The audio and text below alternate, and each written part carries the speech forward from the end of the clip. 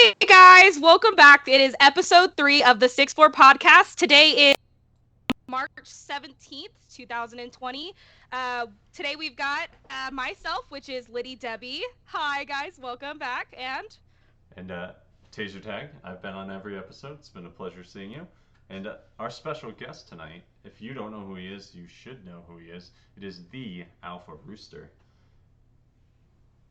So if you want to go ahead, give a little description of yourself. If you don't know who I am, I apologize. Your life has been a barren wasteland of lack of entertainment. But I am the motherfucking alpha. I'm the cocksman, the cock of the walk, the greatest fucking streamer you've never heard of. Unless you have heard of me. For those of you who haven't heard of me, though, that all applies. If you have heard of me, then what's up, motherfuckers? Thanks for having me as a special guest on your show. Appreciate that, guys. What's up, everybody? I see Rocket out there, and Swifty, and Crazy Joker, and Ark. Man, all you guys are hanging out by you. Good to see you fucking guys again. So we are especially excited about this episode because Alpha is our first interviewee that we've invited to the show. So Alpha is our first one here. So we do have a lot of questions that we want to ask him, and feel free to ask him anything appropriate in the chat if you guys want to. But we do know that recently, Alpha, you went to Europe. How was your trip in Europe? What was your favorite part, and what were some of the things that you saw? And any inappropriate questions aren't out of the picture as well. Just letting you know. I'll tell you about Europe. Europe is an interesting place. Okay, so I went over there amidst the coronavirus bullshit. I'm not afraid of getting coronavirus. I don't even drink Corona, so I don't understand why people are freaking out about it. And I carried a lime in my pocket the whole time because you can't have Corona without lime. But let me tell you, I went to Paris, Munich, and I went to Austria, Vienna, Austria. So my family, was Australian. He was a soldier for the army and came to America when the U.S. people. I am an Australian, so I wanted to go back to the fatherland, if you will, called motherland and bullshit to fatherland. Anyway, the thing about Germany, Austria, okay, those powers of two, right? One, and we saved their War One and Two. Germany and Austria, however, received a of epic proportions by the American forces in World War One and Two. You would think they wouldn't like me very much in Germany or Austria. In fact, they loved me, and they were like, "We love America." But in Paris, they looked at me like I had a dick growing out of my forehead and wished that I would never have set foot in their country. So, my opinion of Europe was, fuck the French people, and I know there's a lot of Canadians in the 6'4" here going, hey, easy there, guy. Rocket. Rocket. I'm after you, eh? But Canadian French are not the same as Parisian French. The energy in that city was extremely low. They were just a bunch of lazy fuckers. They didn't eat any protein. I had to fucking struggle to find My people. I had to struggle to find a steak. All they wanted to do was eat bread and butter on their bread. I was like, where can I get a piece of cow ass around here? And they're like, oh, we do not sell a lot of beef over here. You go to the restaurant and we will give you a steak. It'll be So I go to the restaurant on my last night in Paris and I order a steak. And the guy says, how would you like this prepared? Would you like this medium well or well done? I said, how about fucking medium rare? He was like, we do not prepare the steak that low of temperature. I was looking at him in Texan. I was like this. I stared at him in Texan. We feel that. You can feel the Texan burn. I said, if my steak comes out 1 degree warmer than medium rare, I'm going to World War III your ass. And he medium rare steak, and it was improperly seasoned. It didn't have any salt, any pepper. And so I was like, why are you charging me 50 euros for this slab of cow's ass? This animal died so you could miss season and not even want to cook it properly. Poor French cows, dude. Their lives suck. They die so people can eat them as shoe leather with no fucking seasoning on them. And then the fucking dude threw a bunch of bread on the table. I was like, I don't want your fucking bread. Some more bland stuff for you. I'm eating fucking carbs for 4 days already. I don't want any more carbs. I want steak and some potatoes. And I didn't get the potatoes because they don't do potatoes in France. They do bread and butter and more bread and butter. So then I got to Germany, and my first day there, I ate plates full of sauerkraut and sausage and potatoes and all things that make my happy kraut ass smile. It was really good. And I drank, like, I drank fucking huge beers. And then I went, because then I got schnitzel is really thin or mashed into like, it's battered up with more and potatoes. And it's fucking. Of course. So my experience is this: fuck, and you know, Heil Hitler and all that shit for over in Germany and Austria. They were good fucking people. They liked me. So what I'm taking from this experience is I always wanted to go to Paris, but as a happy meat eater, I'm gonna have to pass on that one and just go straight to Germany. That's what I'm taking. I thought you were vegan. Oh, honey. The thing that really fucked with me about Paris was they shut the Louvre down the entire time I was there, right? The what? And, the managers, the Louvre, you know, the museum with the 8x11 Mona Lisa picture and all that crap that people go crazy to see. Totally. You know, Yep. I paid to skip the line and go into this place and see all this shit. And I went to the Louvre, and the Louvre was closed the entire time I was in Paris, okay? And when we get there, and the tour that I paid to go on, the tour guide, all that stuff, they went there, and the tour guy was like, hey, the Louvre is going to be closed today. I was like, all right, why? And they're like, the manager said they could not get their employees to agree to work. They're worried about coronavirus. I was like, hold on. Did I hear you correctly? You said the managers could not get their people to agree to work. The managers could not manage their people, and their people said they weren't going to work, and the managers said, oh, that is okay with me. I guess we will not open the book. I was Fuck like, this. We don't need money. I was like, how do the managers have, like, could you imagine going to work and telling your boss, hey, I'm pretty fucking sure I don't want to work today because there's like a giant super flu hovering around the world right now, and I don't think I want to be around people that can carry that shit. How's that sound to you? And then your manager goes, Sake blue, that is a terrible idea, but okay, I cannot make you work. And then you don't open, and then it happens. That's what happened to me in the Louvre. I'm pretty sure that my boss would hand me a mask and say, don't cough on anyone. That'd be our conversation. Real alpha. You know how I know I'm the real alpha? Because my name doesn't have fucking 18 different serial numbers behind it like 90765. Sell lights out, motherfucker. It's too much. I wish that jobs here would let us work, but unfortunately, because of the coronavirus, everywhere has stopped hiring processes. So I can't even get a job because they've all told me, oh, we'll call you in 2 weeks after coronavirus blows over. Yeah, same thing. So I'm like, oh man, I don't know why people are scared of something that isn't necessarily here yet. So the crazy thing about it was this, right?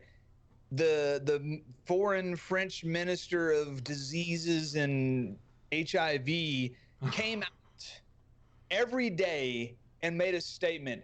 The Louvre should not be closed. This is ridiculous. The government was condemning the employees who wouldn't work for the managers on a daily basis, and they still wouldn't open the Louvre. So not only were these turds obstinate against their direct supervisors, they also were like, fuck you, government, I'm not working. And the government just stood by and said, that's okay, we'll give you bread. Yeah, well, not? Bread and butter.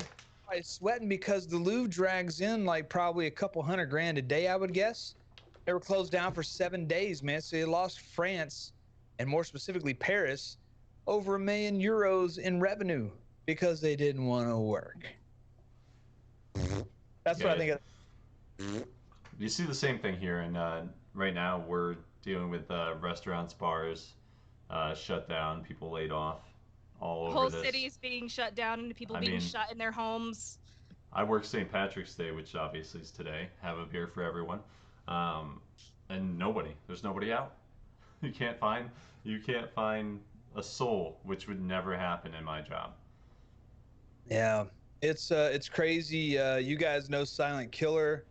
That poor guy's been through the shit, man. He got a new job as a head chef in a kitchen. He went to work yesterday for the first day, and they closed the kitchen yesterday afternoon, so his new job stopped. His old job that he had also stopped. So, there's people like, that we know close that are getting hit by this stupid ass super flu. I don't Yeah. remember the SARS virus, the swine flu, or fucking Ebola 2 years ago closing down the goddamn world, man. They didn't. It didn't Yeah. do that shit. And they had a higher mortality rate than this freaking thing does. I mean, there's been like a 97% survival rate of the super flu, right? And everybody's fucking, oh, I don't want to get it. Let me get a weed eater mask and keep that shit out of my fucking face with my coffee filter. Get the fuck out of here, man. Just putting bras on their face to cover their mouths. It's quite interesting. It's a flu, bro. I just came back from California. I went to go visit my family down there, and when I was on my flight back, it took me about like 20-30 minutes just to get in my seat because every single person in front of me was sitting there with baby wipes, wiping their seats down extensively, and I was like, let me sit down first and then you can do that. But I had to wait, and the flight was like delayed by like 10-15 minutes because people were so scared, and I was like, can I just sit down first? Like, I'm standing here, my feet are killing me. Baby wipes don't kill it. I mean, baby it just makes you feel better about it. I mean, you smell good when you get it. Babies don't shit viruses, so baby wipes are not made to clean up viruses. They're made to clean up fecal matter and piss. So, yeah. And yeah, I get that, Zed, the whole incubation period, 2-week incubation period thing. But my point is this, right? It's still just a badass version of the flu, okay? You're gonna feel like shit if you get it, unless you're an old ass person or you have some sort of COPD or something like that. Really, why try to avoid? I mean, all right, I get it, man, but why shut the whole world down over this, man? Like, why just shut down all these restaurants? I mean, they're causing economic collapse. I know the conspiracy theories. People think that it's because they're trying to fuck up the elections coming up this year, blah, blah, blah. But why shut down restaurants? Why cause people to lose jobs? It's just a super flu. Let them get it, run its course, move on down the road. You can't get it twice, all right? It's just like any other virus. Once you get it, you grow an immunity to it for a while, so you can't get it again. I mean, shit, just deal with it. Fucking pussies. Absolutely. Yeah, definitely. I do agree with that. We can definitely talk more about this a little bit later. The next thing that I wanted to talk about also was I know that before you had gone to Europe, and correct me if I'm wrong, it might have been after Europe, you had some health issues that you had been going through. Do you want to talk a little bit about that? About what was going on and how you're feeling now? I caught a badass strain of influenza A the week before I went to Europe. So I almost had to cancel my trip, but the doctor's like, look, if on Friday you don't have a temperature for 24 hours, then you're good to go. So I didn't have a temperature on Friday. I got everything under control like shit, and I still kind of do feel rough. They told me this particular strain of influenza was not responsive to the Tamiflu and the current level of antibiotics and stuff to kill it. So they gave me this experimental shit. I had to take the day that I was diagnosed, and then more medicine. And then from there, I had to deal with it, right? And they told me it would take like 2 months to get it out of my system. So I still cough a little bit. I'm okay.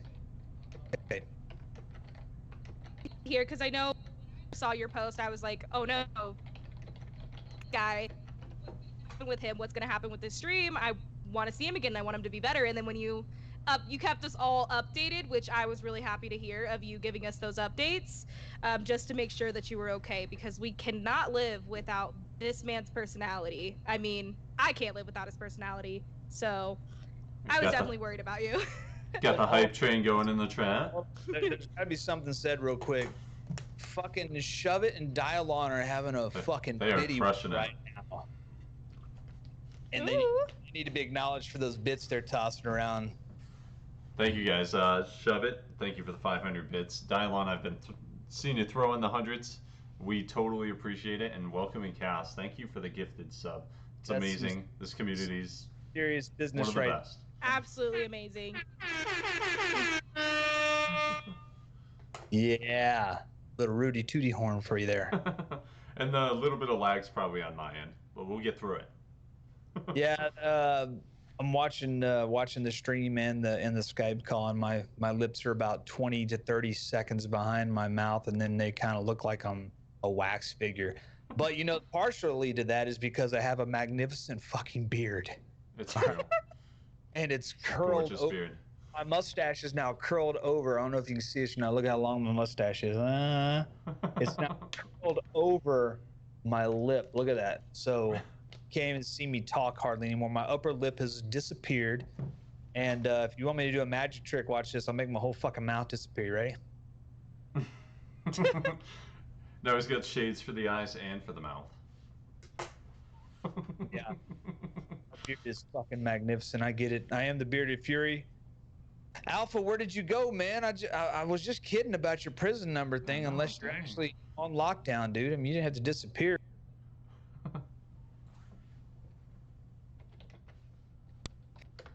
He ran away. Oh, look at that bearded fury. Yeah, that emote was done. Beard was still in its infancy. It's not quite the presentation of beard. Has definitely grown. See that. You can't miss it. Me with some fucking. This is embarrassing. Why am I old? It happens to the best of us. Age. Of the time we talk. Just like that. There. Now I look young again. So, in lieu of things, what are we expecting? When is I heard there's a stream coming up. Is there a date for that stream? Yeah, if you I don't want to shamelessly plug or nothing here, but if you go to my shamelessly plug, it's part of the channel. Please. If you go to my Twitter, twitter.com/Alpharoosterfps, I've got a couple of videos out. Yesterday I put out a video announcing my comeback. I will be honest with you, being gone for 3 weeks, you know, having the flu and then being gone for 2 more. You get that free time back, right? Well, you takes just I would probably stream. You aren't wanting to just go to bed or do something else, right? But you fire up the go live button, you go out there and you give it your best, and imagine, and this is by no means a knock on anybody else, imagine the level that I have to attain every time, because I have so much on my show, right? I mean, I've got 17 different scene variations on my show. I've got fucking Spotify and my Go XLR, and then I've got all my buttons and my sound samplers and my filters and all my voice stuff, and I have to manage all this while entertaining and playing a game, and it gets really cumbersome, right? So when I was sick and I had that time off, and then I had the vacation time off, man, it felt really cool to not have to sweat my stream. I didn't have to deal with it, right? I didn't have to think about it. I didn't have to worry about it. I kept everybody updated on social media. I tried to be, you know, engaging there, but man, the demons kind of kicked in. They were like, man, you're rested. You're feeling a little bit better. You're a little bit cleaner on your time frames, and so it creeped in my mind, man. It's maybe it's time to call this quits. It's a good time. I got sick. Everybody understand. but some people of whom are in this particular chat and 6-4 group kicked balls a few times and reminded me why the fuck I started this in the first place, which wasn't for me. And so the second video I pushed out today is about the reasons why I stream and what I'm trying to create here. And so the announcement yesterday was I'm coming back, the second coming of the Alpha, March 23rd, Monday night next week. My comeback stream is going to happen right here on Twitch Live. Awesome, That and we is cannot wait. amazing. I'm super duper excited for that one, and I know everybody else is going to be. So guys, don't forget to be ready tomorrow or not tomorrow, I'm just kidding. Monday. I'm so bad with words. Monday for his comeback stream. I'm gonna link him in there one more time, so you guys can definitely give him that follow and turn the notifications on for him, just so you guys can be ready when he does get live on that Monday. So we can move into which is Apex at our scrims, which were super duper fun. We had a lot of people show up. We had close to 5 to 6 teams or so that actually was around. A lot of people had a lot of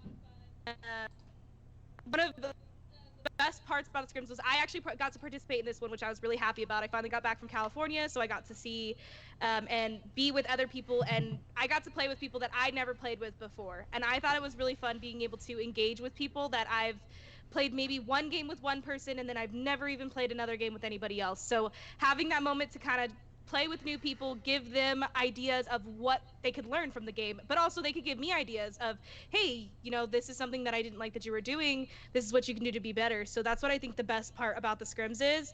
And I know we did have a little bit of issues yesterday with the scrims where people were getting upset about pred stacking, which can be a little bit of frustration for a lot of people if we do have pred stacking, unfortunately, which we did come up with a resolution for everybody, which is moving forward, our Monday night scrims will be 1 pred per team. It will be a pred captain who is going to take random people under their ropes and teach them how to play the game, help them be better, because we do have those lower levels who are, you know, bronze and silvers who aren't necessarily sure how to move about the game. They have the skill and the potential, but there's a lot of misunderstandings when it comes to it. And these preds have a lot of that skill and that potential to teach people. So that's what we're going to be moving forward with those. We do have a lot of other rules that we will be listing in the Discord for you guys to kind of look out for, and ideas to move forward, and tips that we're going to try to help people out with.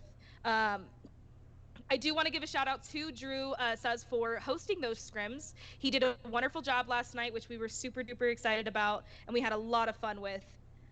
Yeah. Did you want to talk about anything with that, Taser? Yeah, I mean, everything's kind of like a growing pain, especially with scrims. They can be super competitive. Obviously, that's kind of the idea behind any gameplay, first-person shooter, interactive kind of thing. So every week is a learning process on what we can do differently and how we can make it better.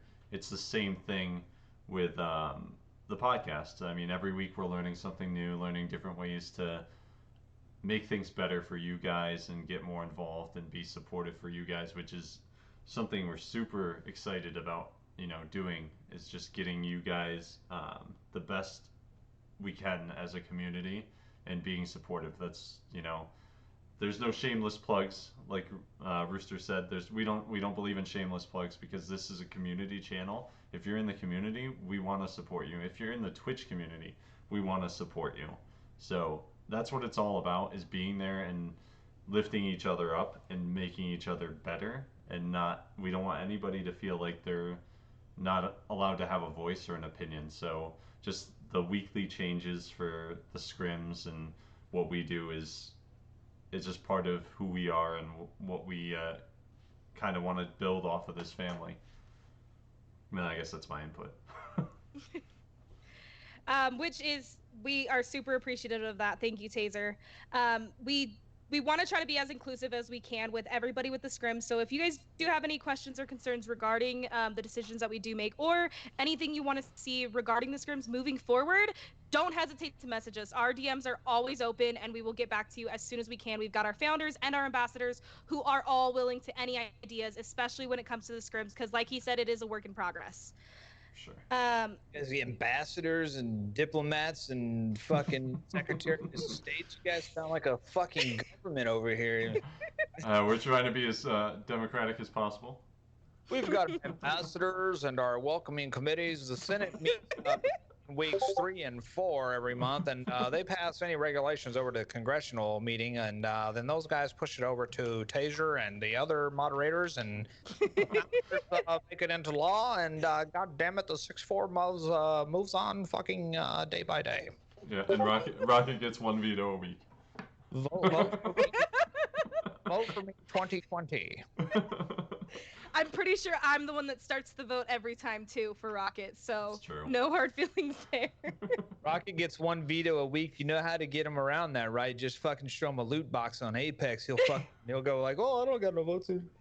Yeah. Like, I don't know what you're talking about. Rocket, that dude is a loot booger, man. You could be fucking getting shot. You're down on the ground about to die. He's over checking a box out. Hey man, there's a white shield in here. Let me make sure it's not an Evo shield.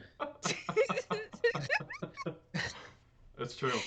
It's true. He might kick your box if you're down too, so I would watch out for that one as well. Yeah, if you do die, Rocket's feel. Let me make sure. I've got your banner. Let me just make sure there's no good loot in here. That you're not gonna need that anymore, right? Because you're fucking dead. Well, Rocket's dead because you were looting while I was fighting. That's erroneous and irrelevant at this point. I was just trying to find a white shield and a grenade, motherfuckers. So aim better next time, or don't fight while I'm looting. Okay, love you, Cupcake. Bye bye. Strats. In Rocket. Market 8, dude. That's a fuck straight on event right there. I love you, Rocket. But you are a loot booger, dude. That's a nice box to be ashamed if you died. Rocket's like, cut the fucking feed on that asshole. Get him out of here. Why'd you invite that son of a bitch over here? He's fucking me up. Oh, blue screen? What? Yeah. And Rocket's like, well, I'm out. Kill it. He's like, I'm using my veto right now. I'm vetoing Facecam 3. Veto now. Send that 5'4" NHL player that takes on 8-foot bastards to knock the rooster out. Put a skate across his beanbag and get him here. Out. The beanbag has to go. The beanbag, just give it a quick cut. Oh my god, I don't think I can laugh anymore. You're on the wrong show then. If you need me to stop talking, we can make sure you don't laugh. Please Otherwise, continue talking, okay? Otherwise, you probably will laugh some more. What's your name, scumbag? What's that? Oh, yeah, you can't forget the time that Rocket kicked Shove It in the chin. We like to bring that up often. I have to watch that, and I have to say that is the most disrespectful thing I have ever seen a founder do to a member. And I am sorry, Shove It. We will definitely give you like some kind of insurance money for the feelings that were hurt during that moment. I'm sorry to hear about that. I would have liked you to put in the audio though and do some sweet chin music, because that would have been perfect. I saw the nastiest clip tonight. Outlaw sent it to me. So he was playing with 2 people, Billy Ray and Nimbits, Australians. You know, they're like down there, down under. They like to play, you know, they like the Apex Legends shit right there, you know. It's like 4 a.m. for them, right? And it's like nighttime over here. So Outlaw gets on, the Australians get on, they all play together.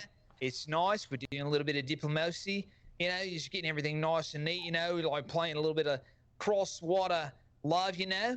Anyway, Outlaw is standing next to Billy Ray, like 40 meters away from the edge of a cliff, right? And he says, I'm going to punch you off the fucking cliff, right? And he's like, whatever, mate. And then he fucking punches him, and he flies fucking 500 meters off the fucking cliff. And Outlaw sends me the fucking clip. Like, look at this shit. He literally punched him, and he flew. I've punched people in Apex before, right? They don't go 500 yards, man. He fucking punched him so hard his butthole fell off, and he toppled off the edge of a cliff, and he killed him. I've never seen a punch. Did you finish watching the clip though? No, because Oh. I was like, Outlaw's the goddamn Superman. So to top this off, He punched him so fucking hard he flew off the cliff from like 50 meters away. You saw the clip? So, You saw the clip? So to top it off, I did. So to top this off, after that, Nimbitz is like, "What did you do to him? What did you do to him?" And he goes, "I don't know. It was an accident." And then they're like running around. And what's Outlaw do? He punches Nimbitz off the cliff. Oh God, I didn't see that part. I stopped after I saw him murder Billy. And All right, so literally, tell me, was not Billy way the hell away from the edge of that cliff? And he punched, and he just like slid, man. Like the game just slid him.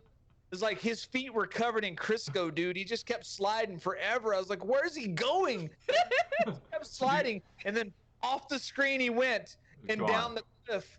And I was like, how did he punch him that far?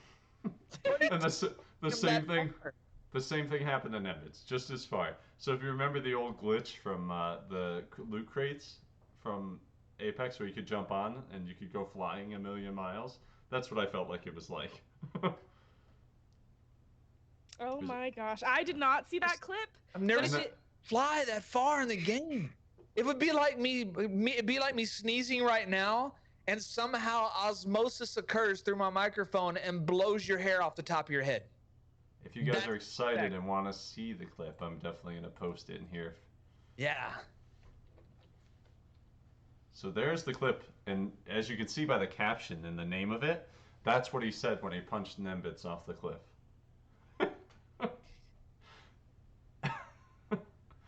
So definitely, if you get the chance to watch it that, was it's an worth the watch. accident. Yep, that's what he told Nimbitz as he punched her off the cliff after punching Billy Ray. Oh my God! Why did he slide so far? He just like kept going, man. It's like he was like on a conveyor belt of death, and there was no stopping him until he fell off the cliff. And then Nimbitz is like, "Oh my God, what you did to him? You mad, Billy? Billy, where'd you go, Billy?" And I didn't see him more after that because I just witnessed a tragic crime, and I turned. Billy fell down the well. He flew so far. Why? Where did it? What?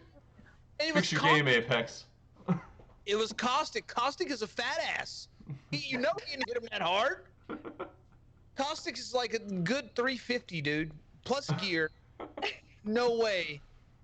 There's no way that punch happens in real life. He punches Caustic. Outlaw's hand breaks in half at the point that he hits him Minister Titties. And Caustic might wheeze a little bit and say, "I did not enjoy that, but I to observe it." I don't know if you guys caught it when he punched Nimbitz. She like tries to jump and save herself from falling off the cliff.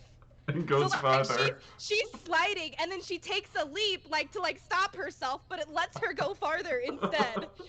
So she's like, "Oh, I'm gonna save myself. Just kidding. I'll help you out." Like it's just turned into like, I'm done. She was murdered. I was murdered, she said.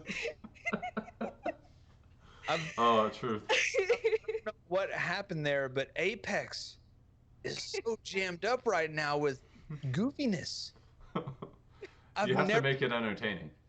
I just made a 30-second clip last for 12 minutes on this podcast. It was the play-by-play. It was the Coopcast without my broadcast studio. It was like, holy shit, he fucking punched him right in the beanbag and fucking knocked him off the cliff. Look at that shit. It's fucking third and goddamn forever. Touchdown, Tom Brady. Outlaw wins the Super Bowl. Holy fucking shit. Yeah. And here comes Nimbitz. Pissed off that Tom Brady's just been cock punched by Outlaw, and now fucking Outlaw knocks the fucking beak off Nimbitz, and there she goes jumping off the fucking cliff trying to save her tits, and it's a no-go. We've got a tie ball game here, folks. Ripper Magoos for everybody, and back to you, Albert. The fuck is Albert? That'd be you, Debbie. Oh God. Oh man. Oh my gosh. That's the punch heard around the world. I don't know if I don't have this audio when I watch that clip, I'm gonna be really sad. like absolutely super sad. Chop it in. Put it in. So what you do is you take that audio I just did, and then you overlay it on the actual clip, and then it makes a pretty good thing. And maybe that's what I should be doing, is just taking people's clips and doing fucking Coopcast shit over the top of it. Perfect. Oh Well, my you god! And if you put that on a YouTube channel, I would watch that for hours. You did see my video I put out while I was in Europe, right? Where I made fun of the did. dude who shot his fucking G Fuel. I would have shot it too. Oh, so I made one for Berserk Energy where the bullet ricocheted, and I was like, Berserk Energy still 100% lead free. Because I'm an asshole and I like making fun of shit. It was a good video. Oh my gosh. Oh. And we have so many of those amazing clips that I have seen in the Discord that are extremely funny. I am not Albert. No, that Nope, will forever not. Albert. Did you say Alfred? Did you just become the butler for fucking Bruce Wayne somehow? Is that what just happened? She most definitely did. I'm not anybody. I'm fucking Alf. I'm Alf, the alien that eats cats. And Willie died in real life. I don't know what I am. I'm Liddy Titty. Albert. I'm Alfred. There's now look, Billy's here and Nimbits are here, and Outlaw is here apologizing publicly for just absolutely getting in their guts with his hand. I've never seen anybody fuck someone so hard without a cock. I don't know if apology makes up for murder, Outlaw. I really don't know if that's gonna make it up to them at Billy all. Ray, we would like to hear your perspective on this. Yeah. Oh, yeah, he did apologize to Billy. He never once apologized to Nembits, which means he was like, "Oh, I can't wait to throw this bitch off to the side." He was so excited about that one. He just said sorry, Nim, but I don't think that's for Nimbits, because if you know what Billy Ray's tag is on Twitter, it's Nimster. So I think he just apologized to Billy Ray twice, one to each of his names, Billy and his Twitter tag, to make sure that Billy was squared away here and made him whole.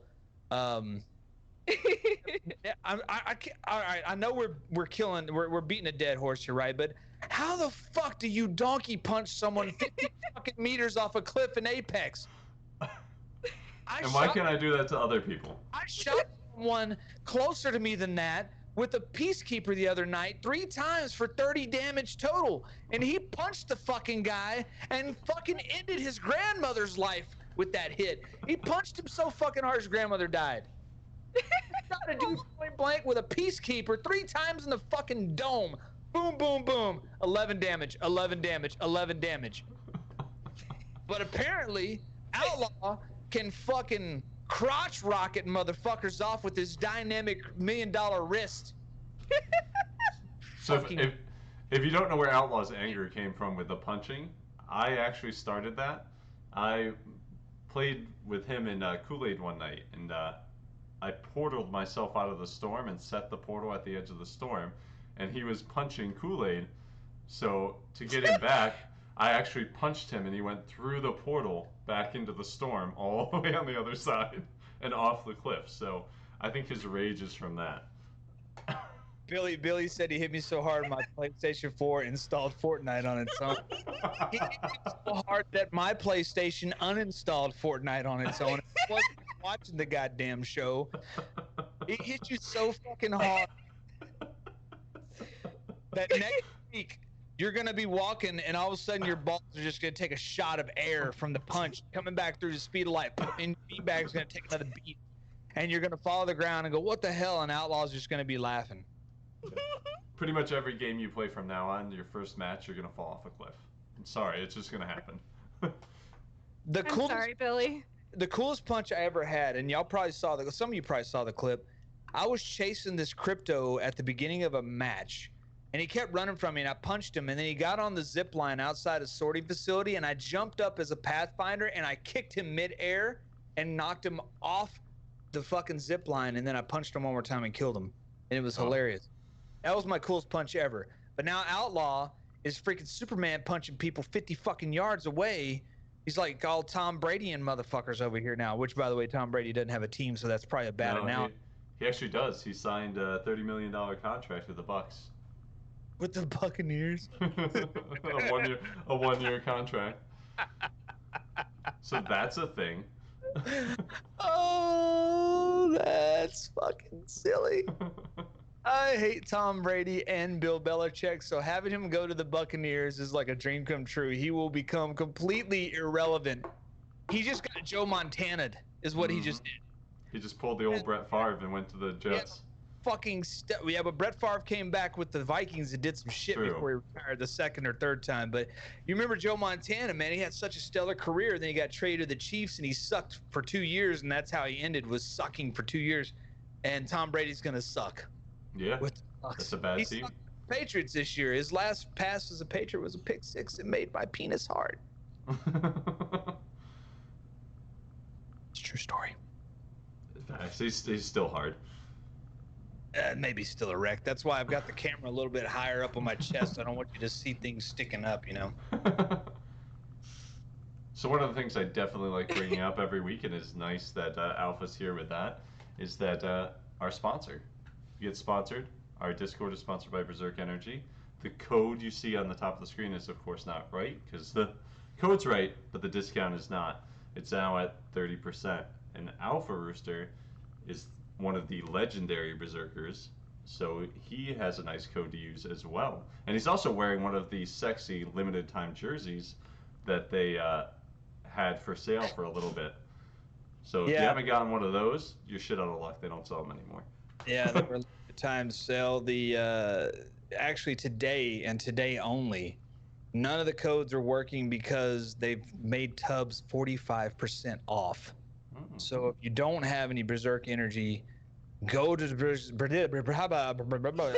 punched him so fucking hard my teeth stopped working for a second. Go to berserkenergy.com and go get your tubs at 45% off. I ordered a couple tubs today, and I don't need to order tubs because I get them for free because I'm a sponsored gamer, but I always like to support the guy that supports me too. And I bought a couple tubs, and I think I paid like $18 a tub or some silly shit like that. No, it was like $14 a tub.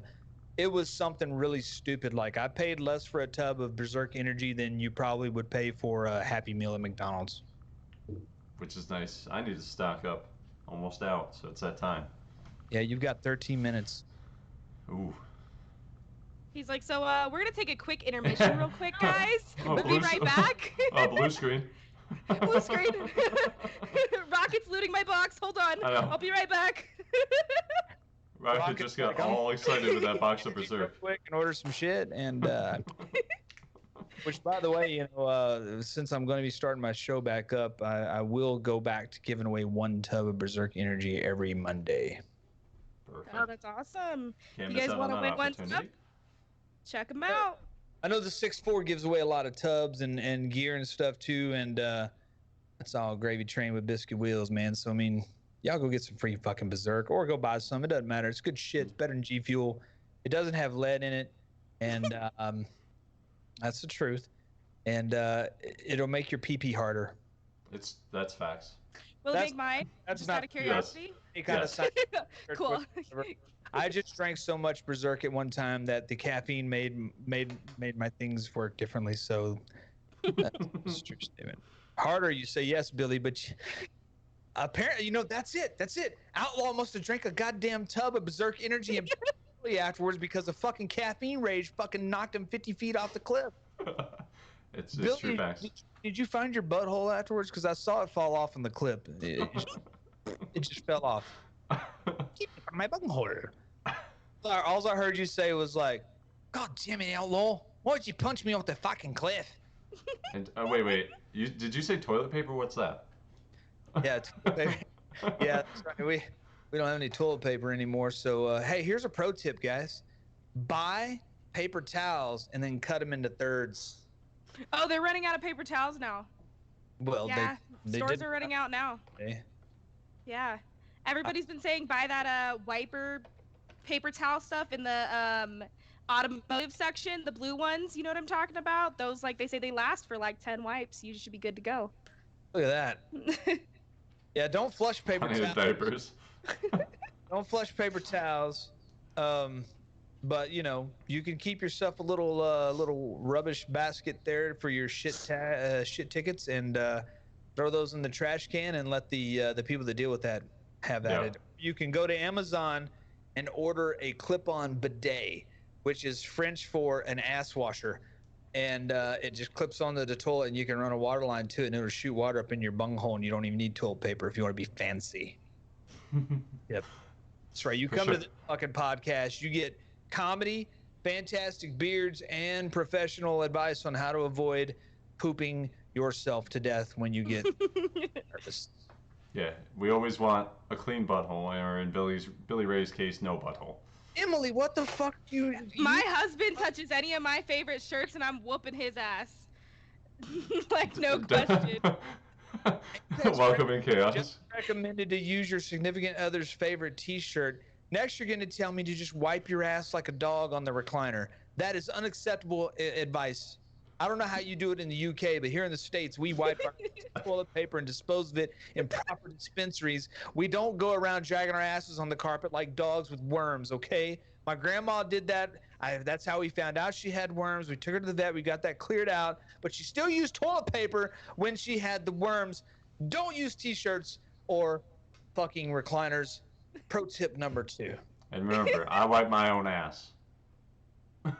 Oh my God, Chaos, what is wrong with you? Chaos, thank you for that gifted sub. And that is pro tip number 3 right there. Adopt a cat, wipe your ass with the fuzzies. All right? Oh, poor kitty cat. If you're lucky, you'll be taking a video of it, and it will alinity your ass and bite your arm in such a force that it turns your fucking arm into a sleeve of flesh jerky. That was ridiculous. The bite. That was the bite heard around the world. Holy shit, that cat bit the fuck out of her, and then it just stared at her like, won't you cash Do me out? something about it. It was like, ark, and it was like, what? Yeah, I bit your ass. Throw me again, motherfucker. Throw me again. See what happens. Give me a shot of vodka. Cougar, you don't know who this is? My God, if you don't know who Rooster is, I'm so sorry for your loss. Cougar Nation. He must be talking about me. Yeah, so Alinity is a very popular streamer for Twitch, has been for a while, and she's notoriously known for abusing her animals on stream, or in some cases allowing her animals to abuse her. And so she's thrown her cat, fed it vodka, and then last week, the cat walks up to her while she's singing a terrible version of Aerosmith's I Don't Want to Miss a Thing. The cat didn't want to miss a thing either, so he bit her fucking arm so hard and pulled like 3 inches of loose flesh off of her arm and then stared her down while she cried on stream, and I was excited. It was a great show. It was Probably the most of her show I'll ever watch. Yeah. Yeah, that happened. So yeah.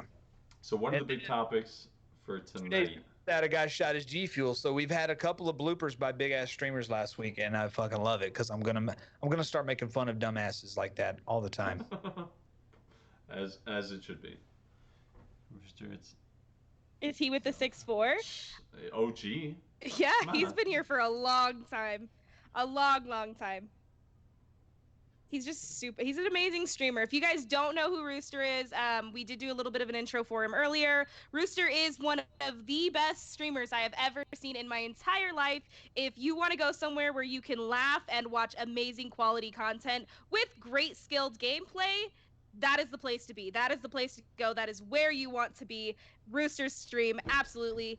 That's where you want to go. I'm sorry. There's nothing else. Simple. Go to Rooster. We also offer tips on how to grow a magnificent mane. As you can see, I have one. I also teach you how to manscape every other Thursday. And also how to paint. I haven't seen that person in a long time, to be honest with you. I don't know. Maybe one of those things exploded and fucking knocked her house over. I don't know. Our favorite painting session. It was longer than yours is now. So my beer tips. But Wisco, my man there, is one. Let me do a little shout out for Wisco. Wisco and I have become really good friends. And Wisco is a U.S. veteran like myself, so thank you for your service, Wisco. And Wisco has a magnificent beard as well. And I believe Wisco is the father of, correct me if I'm wrong, but I believe 6.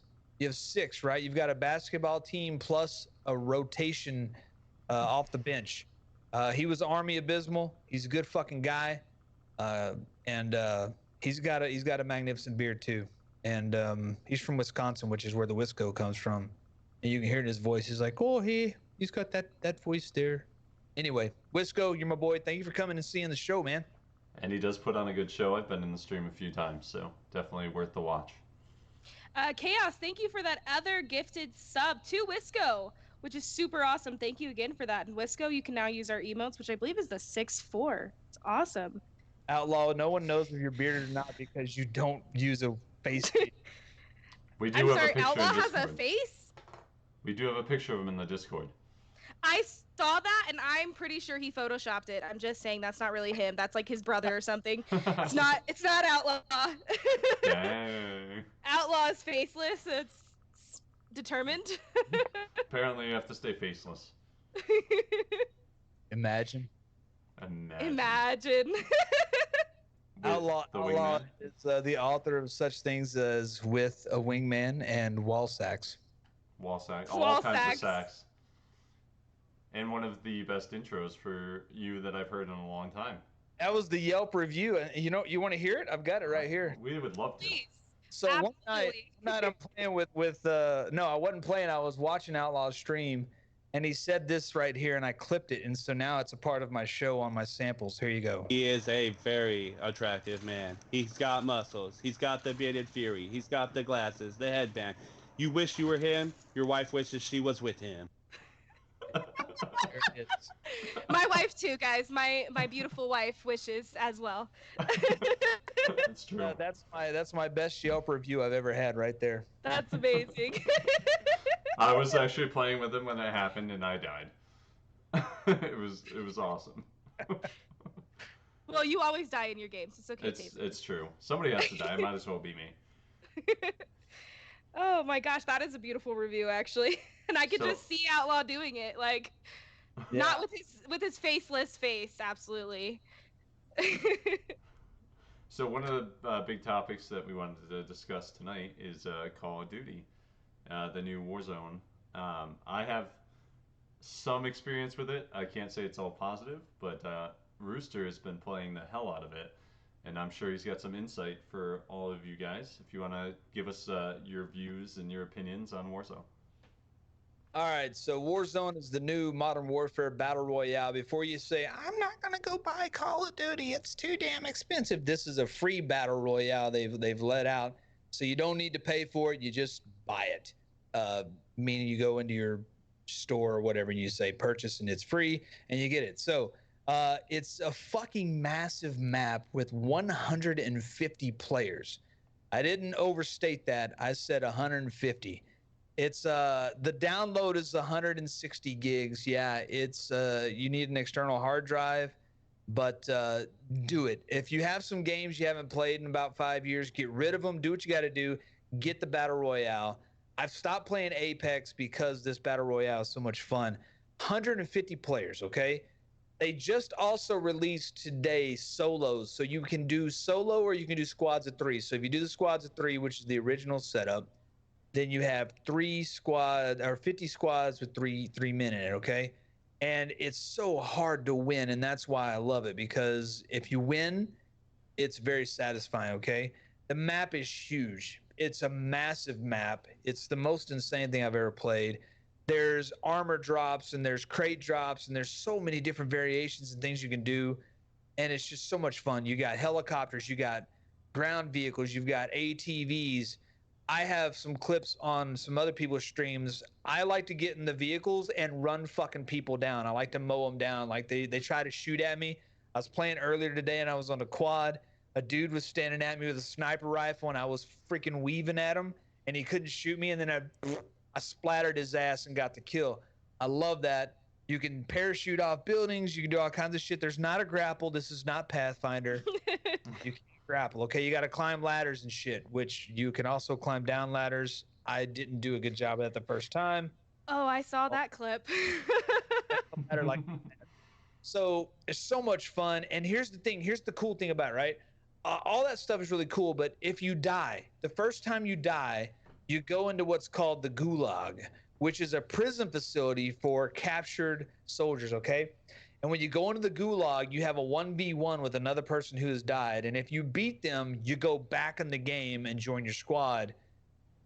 If you don't win, you're not out. Your squad can go to a purchase station and buy you back in. So realistically, as long as you find enough money and your teammates alive, they can keep bringing you back in the game over and over and over and over and over and over and over again. So you can never be eliminated fully until your complete team is out. So Yes, no goulash. Gulag. This ain't freaking Louisiana. We're not making. We're not gonna get down here with no crawfish. You know, no. Gulag. 1v1s, get back in the game, and fight another day. The solo version I've been playing all afternoon, and that's ridiculously intense. 150 individual players at the same time trying to shoot the shit out of each other. The difference there is you get the gulag, and then if you die after the gulag, you're out because you don't have a team to res your ass back in. A lot of fun. I love the hell out of it. I probably won't go back to Apex for a while, if ever, because this game came out. This is the first iteration, and it's already like well put together. It's no joke, well put together. Yes, I agree with that, Hex. The revolver in the gulag is trash. So what I do when I have the revolver, here's a pro tip. I rush the guy and I pop him on the head with it a couple times. 66% of the time, it works every time. I like the new Battle Royale. It's a great mode. It's a lot of fun. I've been grinding the shit out of it, and I really enjoy it, man. Apex, I liked it a lot for a while, but it's been really buggy for a long time. They're adding a whole lot of new shit, but they're not fixing the basic mechanics, like getting punched 50 yards off of a fucking cliff. And yeah, you don't have to download Call of Duty completely, Outlaw. You just have to go to the store and download Warzone. Warzone is a completely separate thing of the Call of Duty game itself. So what happens is you download that, and it'll bring you into just that alone. So you don't need to worry about downloading Call of Duty unless you already own it. Another thing that I found was cool was your level that you play in Warzone is actually the same level with your multiplayer. So everything, because they do have your perks, they have your custom loadouts and everything in Warzone. So you can bring those over and you can actually utilize all those same things. And if you've never played the multiplayer section and you've only played Warzone, whatever level you get to on Warzone, when you go to multiplayer, that's the same level you'll have when you go to that specific section. So you're going to keep your level. It's going to go across with you. Everything you've unlocked goes across with you. You don't have to worry about unlocking everything all over again. So you won't have to worry about that. We definitely do have some tips as well for those new players, because I'm not very well versed in Call of Duty, but I did receive some tips, which are like your basic starters to start if you are going to play Warzone. So they do allow you to have perks that you can use. You get your 3 perks, which is the standard, just like multiplayer. The basic perks that was brought to me was perk 1 would be Kill Chain, which I'm not exactly sure what that does in the Warzone section. Kill Chain is actually not the recommended one in my opinion. What Kill Chain does is in multiplayer. So I want to make sure we clarify here. So if you have normal Call of Duty Modern Warfare, okay, the multiplayer that Debbie is talking about is just the normal game, right? So you can play the different modes like kill confirm, team deathmatch, etc., etc. And the level that she was talking about, you grind a level, right? Just like you do in Apex. But in Call of Duty, the level actually means something. In Apex, it's just a fancy number over your head. In Call of Duty, the higher the level you get, the more unlocks you can have weapon-wise and kill streak-wise and armories and all that stuff. And then each weapon you have has a level attached to it as well. So if you find a weapon that you really like and you do well with it, you can start unlocking the levels on that as well to get better kit on there, better equipment and perks, etc. to the weapons. So it's a lot more detailed than Apex. So that level stays with you when you go to the Warzone side of it as well. And what she was talking about is that you can use the kits, the loadouts from your multiplayer side. So there is a box, a drop that comes out. It's a loot box that comes out of the sky, or you can purchase it for $6,000 if you want it, and it will unlock all of your loadouts for you, and you can pick up one of those loadouts and use that instead of picking up the random weapons. So that's what she was talking about there. No, it doesn't have the same movement as Apex. It has realistic movement. Yeah. So So it's one of definitely the more. other cool things I do like about it is in regards to keeping the same levels and stuff. I actually downloaded it on PC as well, and your level stays on PC because it's attached to your account, so you don't have to start a fresh game. It's if you move over It to all just PC, it transfers. just It's not like Apex where you lose everything and you're back to square one. Ugh. Everything transfers, and you get the same guns on PC as you same loadouts on PC as you do on PlayStation or Xbox, That's which is because it's cross-platform. So the activation ID, if you log into your PlayStation and your PC account with the same activation ID, then it's really the same account. It just accesses it from whichever location. Whereas in Apex, not cross-platform, which one thing that pisses me off is that you do have to start over. So all the shit I had on my PlayStation Apex, when I converted to PC, none of it was there. So I had none of my skins, none of anything on Apex. So it yeah. sucked. And I know Rooster mentioned earlier, the buying back your characters, buying the drops for $6,000. Which this money that you find, you can find it anywhere on the map. You can open a door and there's a stack of 500 just sitting right in front of you. You can open up a chest and there's going to be money that drops out. And if you feel as though that's not enough to find the money, there is no shortage of money. When you kill people, they can drop money for you. There is missions that you can do in this battle royale where you can do a target. So that's one of my favorite ones, is where you become a hitman. They give you an option where you can pick up this order where you select it, and they tell you, okay, this is where a person is, this is the general area that this person is standing, and you have to go find, your team is going to go across the map, find this guy, and you're going to kill that guy. And if you kill that guy, your team gets a bunch of money for doing it. It can vary with the amount of money that you earn, but you can earn money doing missions like that. Securing areas is another mission that's there that's pretty fun. Is finding a location, finding extra drops, that it gives you a little search icon that you can find extra drops. So there's no shortage of money in this battle royale to be able to bring your teammates back, or be able to get those custom loadouts or self revive kits or anything like that. It's probably my favorite part, is doing those missions. And the vehicles have horns on them, so if you're driving around, you can beep beep at motherfuckers as you run them over. Yeah, you Which can is be as horny as you want. it's Uh, it's it's a nifty feature that I enjoy. I like to honk the horn before I splatter them, and then I yell yeet. and with the vehicles, another thing, because if you're a bold player like Rooster is, where he's willing to just go out, he doesn't care, he's going to run anybody over. That's his favorite part. But as myself, I'm a little reserved, because when you jump in a vehicle on the map, it shows everybody that there is a red vehicle that's moving around. If the vehicle's red, it Yay. means that there is somebody in it. So if you see that red vehicle, it's probably Rooster coming to run your ass over. So you're gonna need to watch out. Yeah. Yeah, so hacks, that's correct. So the late game positioning, so rotation is key in Apex, right? Like you rotate around based on the circle. The circle in Battle Royale is actually gas, and it moves pretty slow compared to the Apex ring. That I've never been hit by it unless I was in a firefight and it caught up to me. But if I've never been killed by the gas. Okay, but if you get caught up in the gas, it'll fuck up your lunch. Okay, worse than Outlaw punching you off a cliff. And but you can get gas masks out of loot crates, and that will buy you 5 or 6 seconds of gas exposure where you don't die. But so the gas sucks. But the rotation in Battle Royale, there's really not a rotation. You just kind of fucking land somewhere, you loot the shit out of it, you kill whatever you find, and you just run towards the middle until everybody's shooting each other.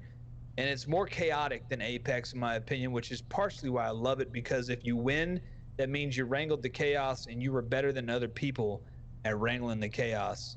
It's so much fun, and probably won't see him in Apex very often Yeah.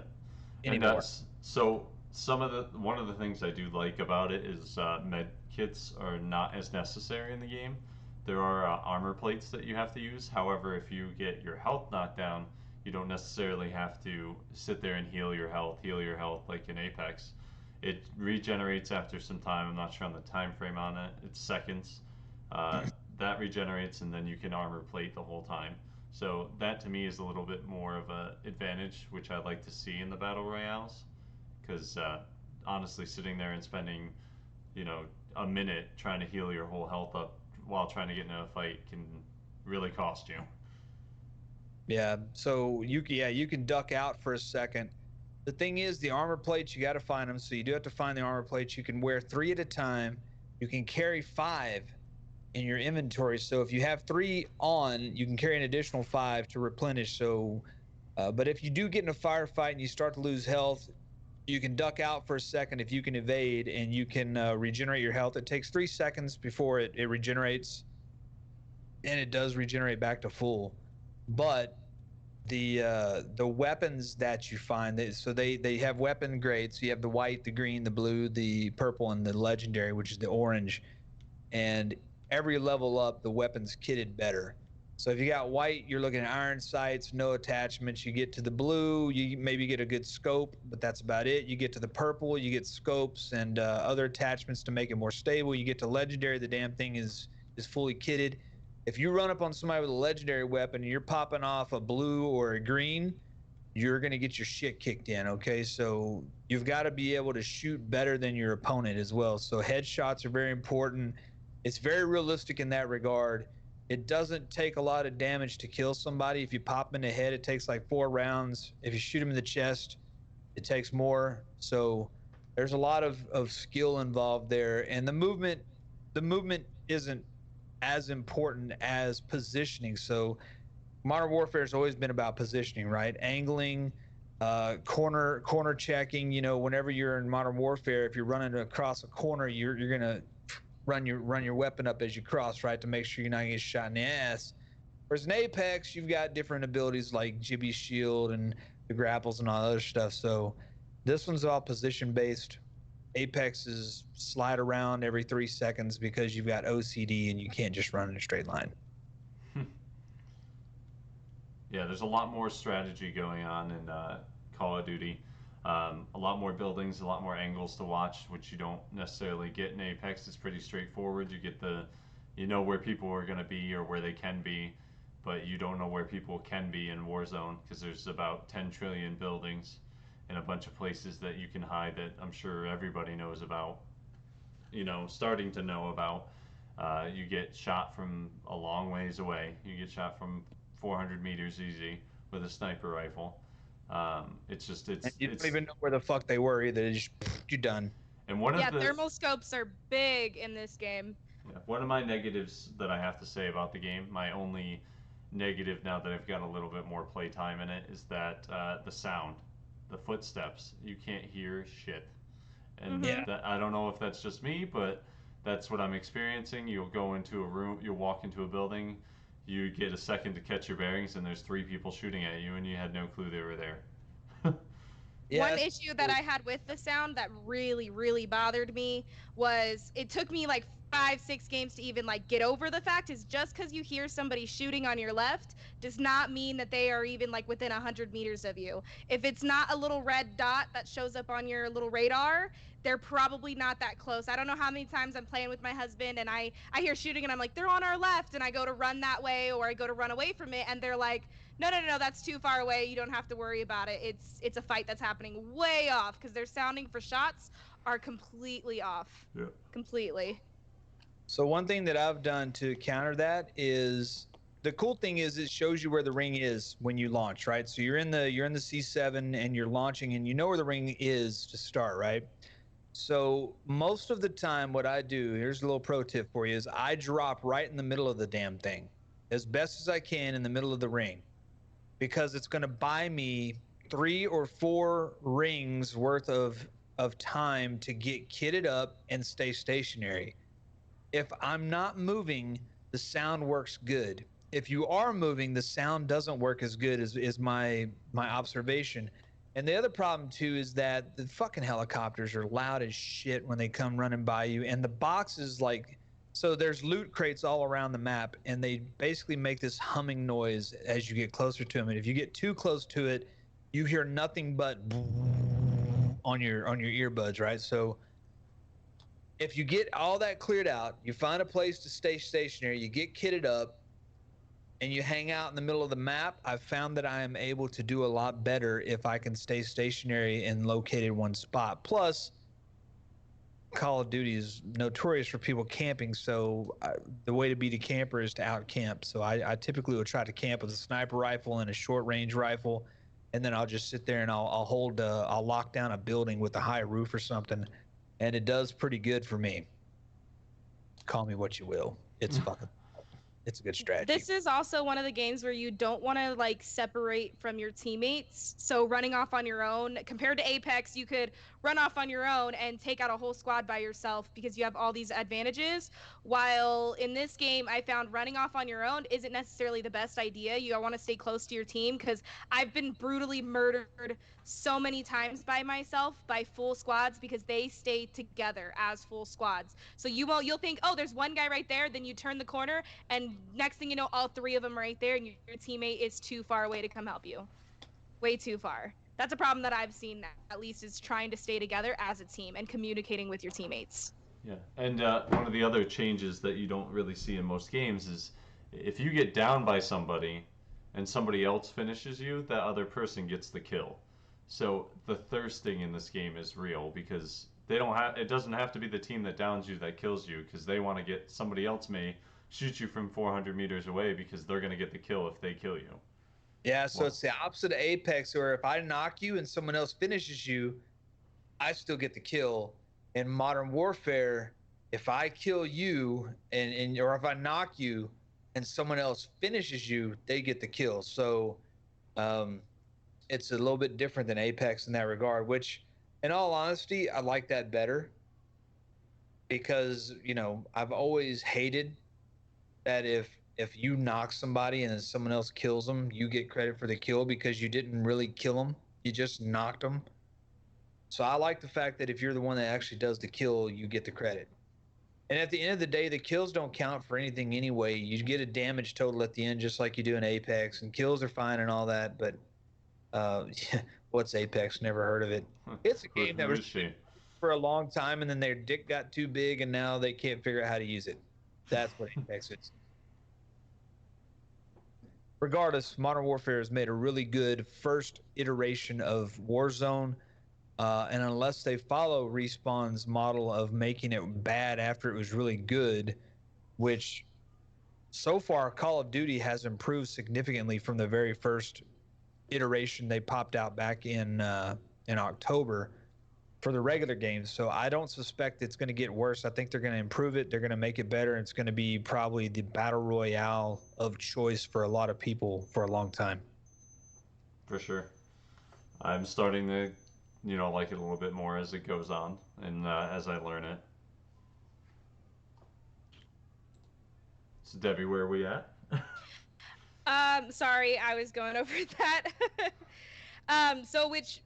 The next thing that we would like to talk about, which we experienced a little bit earlier, is Hype Squad again. I know that we have mentioned it a couple of times, but it is something that is really important, especially for non-affiliates and affiliates, is we do have a Hype Squad function in our Discord. So if you're going to raid somebody, we have a section where people who want to just join in and support anybody they can come in from the Discord, and we set out a notification that says, hey, let's hype these people up for these raids. We're going to send as many people from the 6th floor over to this stream to support our members and to be there for our members, and especially those non-affiliates who need that average to become affiliated. We want to send them over to their stream so that we can help everybody get to that point, because getting at least something out of Twitch, making something, whether it's bits or subscriptions, is really important to a lot of people. And just being able to provide when they want to be a streamer who is able to provide for themselves, we want to help those people out, give them that step and that boost that they need to move forward with it. There's a lot that goes into it. I know, Taser, you know a lot more of the specifics with the Hype Squad and how the bot works. I'm still a little new on the whole Hype Squad situation. So we went a little bit more into it. Originally, Hype Squad was an idea of getting people into your chat at the end of your stream so that when you raided, you could raid with um, more viewers than you maybe had during the stream because people are busy, people have their lives, so it was a way to like, hey, I got 5 seconds to jump in while you're gonna jump into this chat. We're gonna go in there and we're gonna drop love, drop hype, so they recognize, hey, I came from here. You know, this guy really supported me when I needed it, like the raid. And then I wanted to go a little bit further with it, and we actually started a hype squad, which is the emotes you see in the chat now.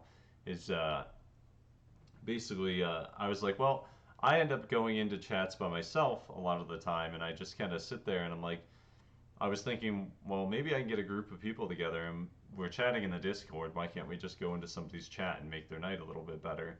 And I saw a lot of positive feedback for it. Um, just going in chats where one, maybe you would have never found them in the Discord because it's just there is a lot of people in the group and there's a lot of streams to check out. So you may not have seen them, but like we'll go in say 10 strong into a chat that's never had a viewer, and you just get a really positive interaction with them. Like I've gone into the groups and had conversations with people, and they're like, well, I was nervous, but it was so exciting, and it made me love what I do and love streaming again because I it made me feel like I could do something and be something in this when I've been streaming to nobody for so long. And it just seeing the support from that, I've seen other people jump in with the Hype Squad and join other chats. Basic idea behind it is that every 30 minutes we pick a new chat to go into and just talk to people, get to know them, get to see the games they play, get to know the personalities. And I think there's been a lot of positive feedback, and it's been quite a amazing thing to interact with people that were, once thinking of just not doing it anymore because they didn't think they'd ever have anybody to talk to or ever meet. And then we have our regular people that, because of Hype Squad, they met new streamers and they actually go back there and they go and interact because they like what they were about, but they never saw them before because they didn't have the opportunity. So I like where Hype Squad's going, and I hope that we can build on it and get more people involved and interact and just drop more love into the channel that of the people that are really busting their balls to actually make it somewhere. So hopefully we can keep doing something with that and it keeps going forward. Oh yeah, absolutely. And I love the idea of having that support that we can bring and just bringing a smile to some people's face to, like he said, they normally get maybe one person who comes around and then all of a sudden 10, 15 people show up. That would really make my day. Put a smile on my face. So, and I know that I've seen that it puts a smile on a lot of other people's faces. So that is definitely a positive impact that we try to make for everybody else. Yeah. And I mean, and we're not asking you to come in there and say, "Hey, I got to drop 500 bits because I'm doing this." We just people appreciate your time. Your time is you can't put a dollar sign on your time. So the fact that you take that time to come in there is always going to be more valuable than money to anybody that's doing this to do this for the right reasons. Is absolutely going to love having you in there and appreciate just chatting with them, even for the 30 minutes we're in there, that it makes a difference in somebody's day that you can't like pay for that joy.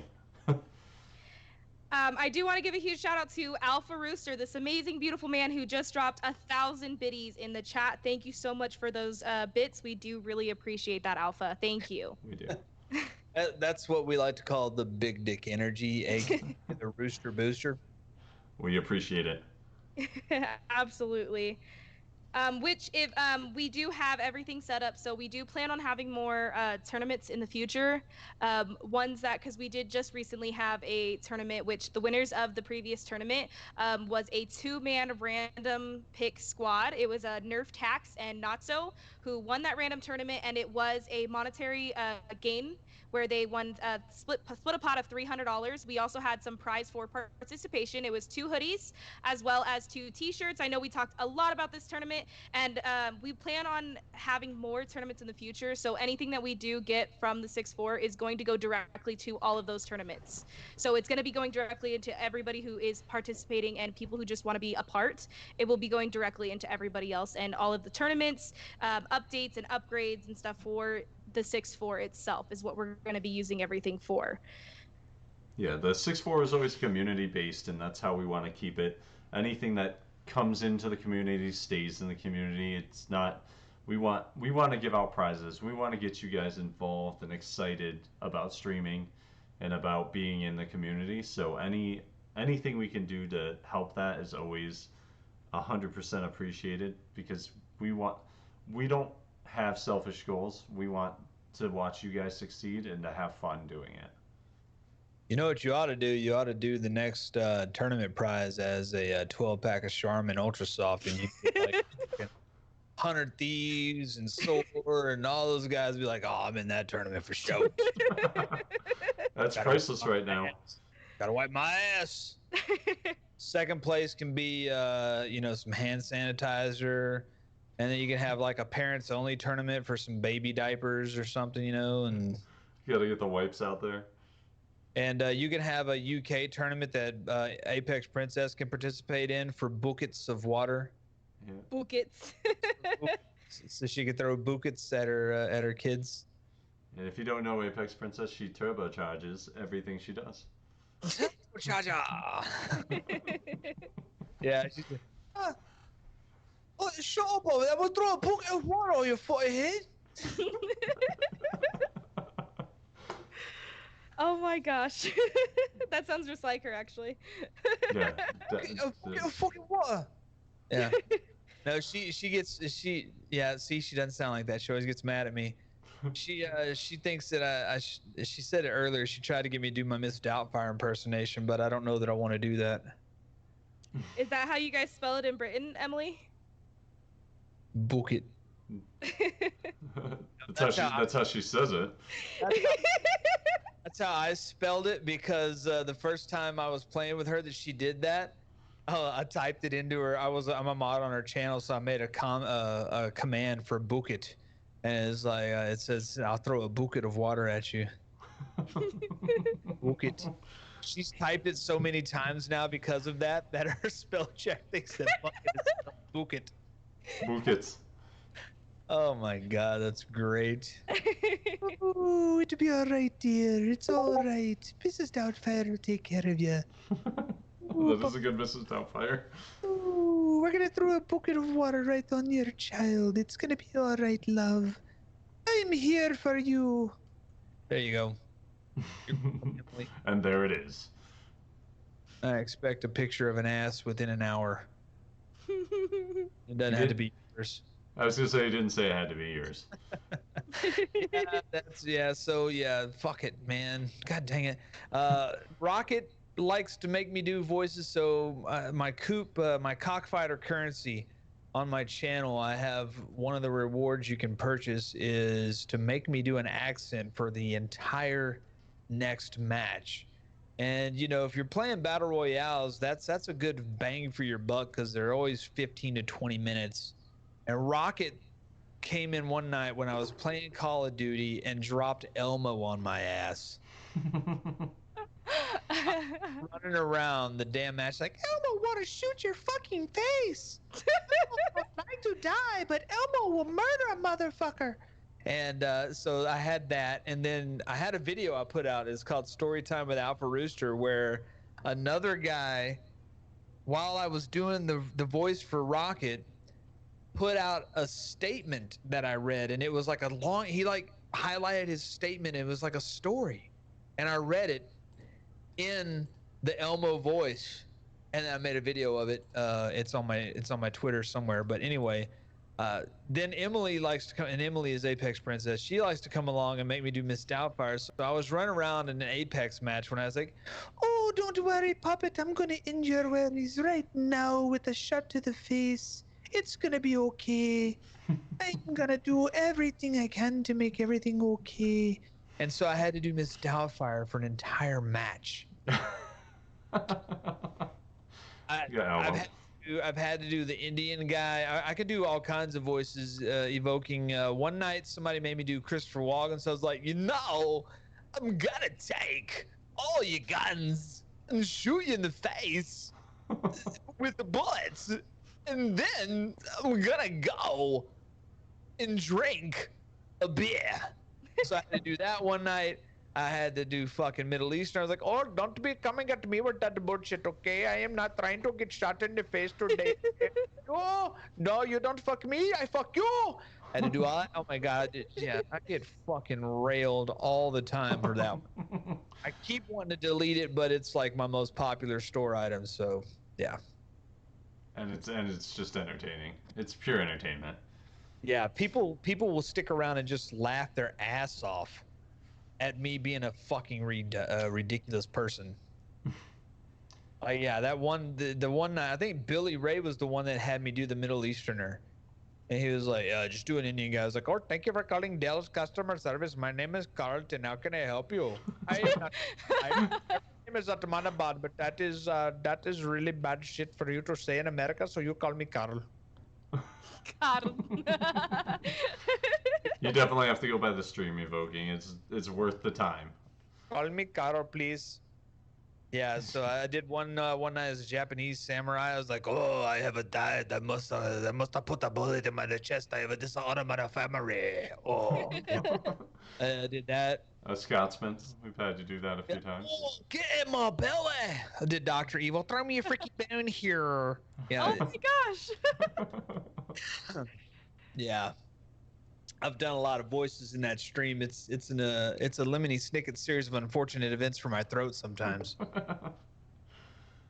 Oh my gosh, I'm gonna save up so many of my points. I've been saving up my points for your headband.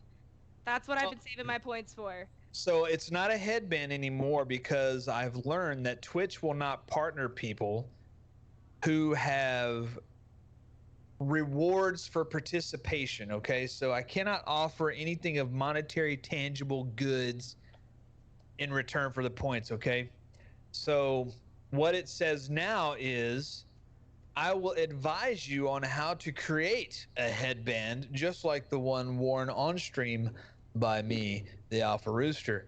And just so you guys know, it's this bad boy right there is the one that will show you how to make. And when I say show you how to make, that really means I'll send you one. But I can't just throw it out there, send you one, because Twitch is okay with you getting free emotes, which cost money, right? Because you have to subscribe to get emotes, and they're okay with that being free because that was their idea. But if you offer anything of monetary value in your reward system, they're not going to say anything about it. But if you ever make the partner numbers, the 75 average viewers, et cetera, and you try to become a partner and you have something like that, they'll deny you on that alone. So I got some inside intel on that, so I changed them all up to now where it's nothing is being given, it's advice on how to. Perfect. There's always got to be a way. Where there's a will, there's a way. It's a DIY. I love DIYs, man. They're my favorite, especially yours, Rooster. Brown Wolf, I'll be streaming on Monday, March 23rd. Probably we're going to shoot for my normal start time of 7 p.m. Central because I live in the great nation of Texas, and we are on Central Time. I hate Texas. What? I lived there for a year, and I was not a fan, but I lived in a very bad part of Texas, so I had a bad experience. Did you live in? Killeen. That's why you're fucking... Oh my God. That's what I've been told by everybody. You can't judge Texas on freaking Killeen, okay? You just can't do it.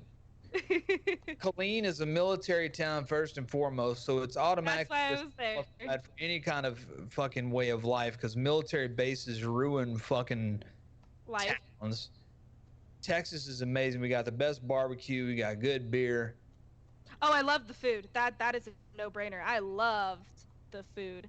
Everybody's really nice in Texas. They don't treat you like an asshole. Well, Arlington is Arlington's okay. It's up in that southern Oklahoma city of Dallas, but it's all right. I live down in Houston where all the money's at. So I went to Houston once. yeah. Nice. Here's Yeah. a fun fact for you. Houston is 4 hours away from Houston.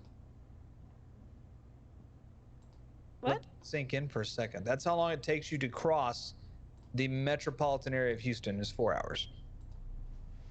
Is that because of traffic or literally just the length? Traffic is the 4 hour version. If you drive across it without traffic, it's nearly 2 hours from north to south or east to west.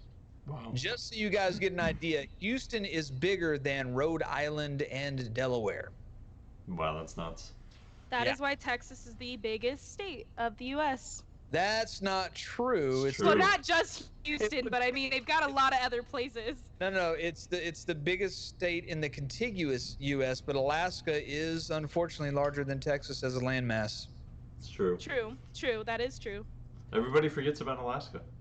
Yeah, because it's like disconnected. I meet You somebody know? fucking Alaska, they remind me that they're bigger than me, and I'm like, yeah, but we don't fuck polar bears in Texas. We have hot ladies.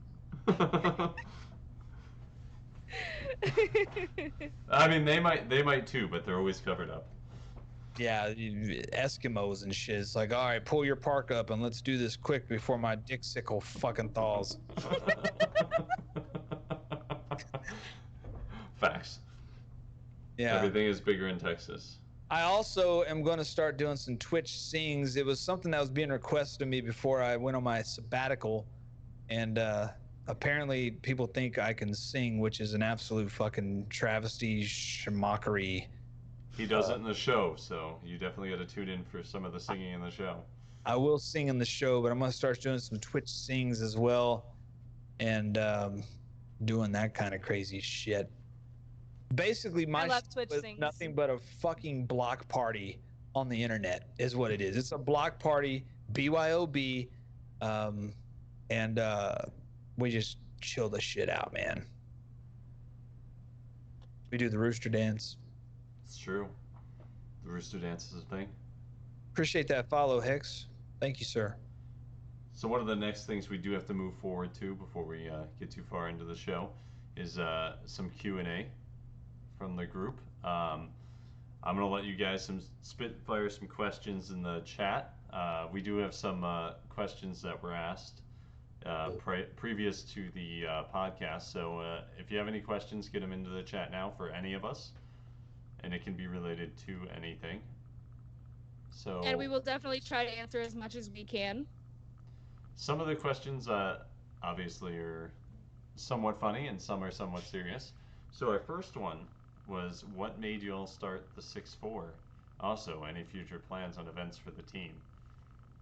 So we've kind of hit on the, I'll start this out. We've kind of hit on the 6-4 and, you know, what it was kind of about in a previous podcast. But basically, the idea behind it was initially with Rocket and Chef. They kind of discussed the idea of having a supportive community, and they basically started from there to just blossom. When you get the idea of support in anything, you're gonna build in a community, because real support in streaming is something that's hard to find and something that's very hard to decipher. There's a lot of different personalities in the streaming world. There's a lot of people that say they're there for you, but they aren't there for you. And we wanted to be different. We wanted to be there for you and support decisions, no matter if they benefited us or they didn't benefit us, and they benefited you. That's what my passion behind supporting is, that I'm gonna push you to the top the best I know how to, regardless of the path you take.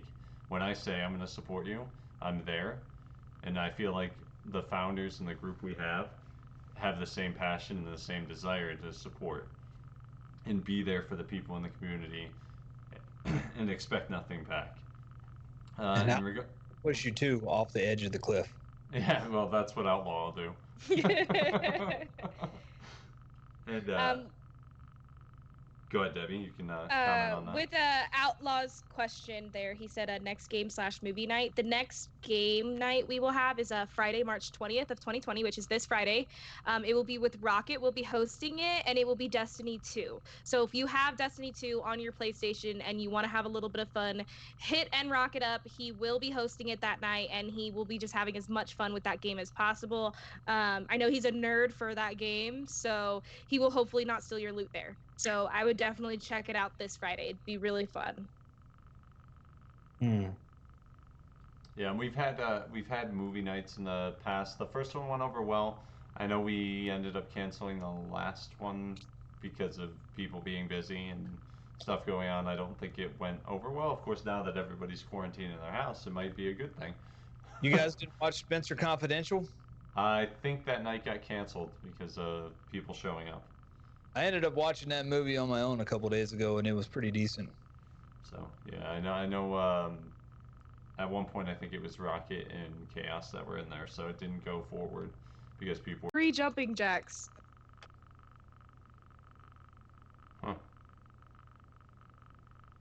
Someone clipped something from the show tonight. Oh no. I'm going to watch it. It was freezing. Let's see. Hopefully, we should be back up, but I don't know. Waiting. It says live. Actually, not seeing a clip from tonight. So. No, I was looking at the wrong thing. I was looking at the VODs. What's that vibrating noise? I've been hearing that too, and I just kind of ignored it. I didn't know Okay, if that we're was good. just something on my end. Okay, so we are good. I honestly don't hear it, so I don't know. It's probably on my end So because I don't hear it. probably you. All right, now Sorry that we're about back. that, guys. We are back. We had some technical difficulties, but we were able to get that fixed. I hope you guys did your 3 jumping jacks and you got something to drink. I'm not sure why it was 3 was that specific number. Outlaw. Unnecessary. Yeah, Okay. very weird. I. Another question in the that we had was, how does one become a flounder? I'm not sure if you mean the fish or if you meant to say founder. I like flounder. But the fish, you'd have to be a part of the Little Mermaid to be able to be flounder. And to be a founder, that is a very difficult process. You must first become an ambassador, which is that is something you would have to fill out yourself. We do have an application process for that, but you would have to be a member of the Discord for a long time, as well as showing us proof that you are here to support the community. You know, being active, supporting others. You know, showing us that you want to do more with the Discord. You want to be a part of this community. You want to help it grow. You have a lot of ideas that you want to bring out, and you want to just be a part. That is the biggest things we look for when you do fill out your ambassador application. And after you've been an ambassador for a Outlaw. longer period of time, you may eventually become a founder, but that is a case-by-case basis. We don't just give it to anybody. I know our recent founder was Welcoming Chaos was the recent one, but he's been here since, I think, longer than I have, to be honest. So it is a very extenuating process. Yeah. Extenuating or extensive? Yes. Extensive, that's what I meant. An extenuating process would mean that it has outside factors. It's not, we haven't figured out exactly what the terms are, but it's extenuating, and you're gonna hate Yeah. it. Refer to Outlaw's comment. I've been extensive. It is late, and I have been up since like 8 o'clock this morning, which is not normal for me. All right, Since not normal. The tragedy of having to get up at 8 o'clock. Oh, travesty. I'm gonna give you some shit on that because I get up at 4 o'clock every morning. I usually go to bed at that time, so I'll be up in 3 hours. I won't. So I'm sorry for your lack of sleep. What does it start with waterboarding? Question. How does it go from waterboarding to sucking off founders? That's what I want to know. Maybe he's gonna practice the waterboarding to gurgle. He said, start with waterboarding, look up Illuminati. I'll probably suck people off for founders. Outlaw, are you okay? Yeah, that look, this TP may be expensive on Amazon, but knee pads aren't. I don't know if he's okay. Is everything okay at home? Do you need us to call somebody? Did you punch yourself? This is former President Bill Clinton here. I know a former lady here, a college-age female who might have some discounted knee pads for you. You can get them on the cheap, you know. I'll just slide in your DMs and give you that information, okay? I can't do it public because old Punkin Legs will get mad and chop off my slick willy. Oh my god. Can't anymore. Oh my gosh. Is that a violation of terms of service? I don't know. I'm the ex-president. I do what I want. And why is this the hardest question I've ever seen? What's your favorite word that rhymes with orange? Orange. Really? That's what you got? Sporge. I was like, why is that the hardest question in the world to ever answer? Are you just making up shit as you go here? No, that's right here. That's a question that somebody wanted answered. No, I'm talking about Debbie. She's like, I'm trying, okay? she's just like, orange. she's just using the word orange and adding letters in front of it, saying that it rhymes and it's a word, but she's speaking childish gibberish I've never heard. She's like, orange. It's not even a word. That's more like a regurgitative sound. Like if you are a cat and you've got a hairball, you're like, orange. You hack it up. It's just it's nothing rhymes with orange. It's almost impossible. No, Right? Unless you make it up. it's not almost impossible. It is impossible. There is no word that rhymes with orange. Storage is not close. That is I mean, not that's probably the closest, but it's storage. not. If I say storage. Storage. The closest you can get is to say the word sponge, orange and sponge, because they both end with a G, but they are not even close. So that's an impossible question. It is, and that was the point. I think that was the point. That's like asking how long it will take to count to infinity. Yes. So I'm gonna see who answers this question. We did have another question, which was have you seen my dad? Yeah, I'm here. What's up? If you were looking for the official dad, that would be Stingaroo. Yeah, it's true. It is Stingaroo, who I'm sure is in bed right now because he has dad bedtimes and went to bed at 7 o'clock. So he is not here, but that's true. But dude, where's your car? It's true. Where is your car? Oh, Dude, and I love that movie. Where's your car? and Outlaw is the best one to answer this next one. How much wood could a woodchuck chuck if a woodchuck could chuck wood? Refer to question about sucking people off, and he'll probably be able to answer that. Questions are silly. What are we at? Are we an amateur hour here? I mean, come on. So What are you asking about silly child rhymes about woodchucks? Woodchucks don't even cut wood, they chew wood, so it's not even proper etiquette to even ask questions of that nature. This is anti-establishmentarianism. Finest Outlaw. I don't even understand. Next you're gonna be like, oh, if you knew a girl named Sally, would she sell seashells by the seashore? Or would Peter Piper pick a pack of pickled peppers? You know, get the fuck out of here with them nursery rhymes and shit. This is an adult show made for people with adult tastes. Thanks for hanging out, Wolf. Fucking Mother Goose. we get a sort of serious question. It's what's the worst drama that's happened in the 6-4? If any, I don't know, it'd probably me stealing Ark's wife. Other than that, any drama, we really try to remain drama free. So yeah, I mean, aside from the issues with me stealing somebody, that's really about it. Yeah, That we've I really mean, had the biggest problems. we try to not let too much drama happen in the sense that if it does happen, we try to get to it pretty quickly. So I wouldn't say there's big drama in the group for sure, because it gets handled or talked about pretty quickly, and we try to resolve the issue with either direct message to see what we can do to change things or fix things, or it's just maybe somebody's upset about something and just needed a minute to catch their breath. So I think that one was pretty actual easy because there isn't anything I can say that we've had major drama in. And I agree with that statement, absolutely. So any more Q&A from the group? Because I think after the Q&A here, if correct me if I'm wrong, that'll be the end of the stream. Yeah, so if there is nothing else that you guys want to talk about, we will have some new things that are going to be coming up next Tuesday that we will be talking about. So don't forget to tune in then. If you have any questions while this podcast is not going, there is a specific channel, which is podcast questions. You can comment there or click the link there where you can ask a question anonymously. That way, if you want to ask something without us knowing who you are, you can definitely ask there. We will be around every Tuesday night at 12 p.m. Or 12 a.m. Eastern time, which would be 10 p.m. Mountain time if you guys want to come by. Alpha, thank you so much for stopping by. This was an amazing time. It was a lot of laughs, and I am looking forward to your stream on March 23rd, 2020, which is a Monday.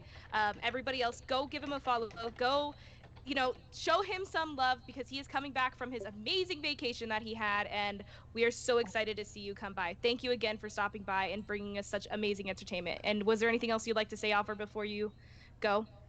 I just want to say thank you, motherfuckers, for having me on the show, okay? It was a real goddamn blast, and I'm feeling pretty perky right now, and I just want to say goodbye.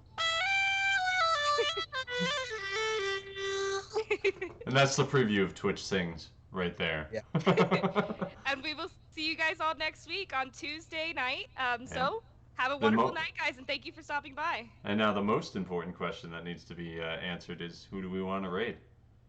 Oh, yes, absolutely. Let's check that out in our section for our Live Now section. My favorite thing is to raid those non-affiliates, give them a chance to be excited, show them our support. You know what that is? We've got Tatsuper, who is a big member of the Scrims. He shows up every single Monday night with his team. He plays Apex. He's a great person. If you guys have anybody you want to raid, put them in the chat right in there. That would be somebody I would say.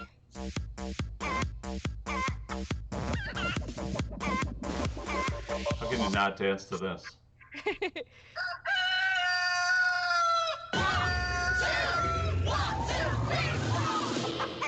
Taser asked me to do the Rooster song. Here you motherfuckers get it. 3 weeks and a half gone with no Rooster song.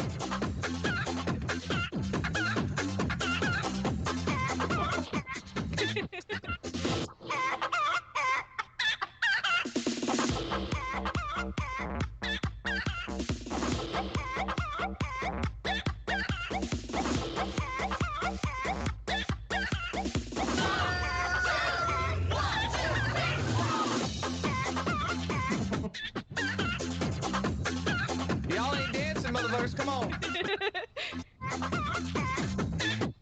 I got the sprinkler for you, that's pretty much all I got. Come on now, Debbie. You gotta dance. There you go. What is this?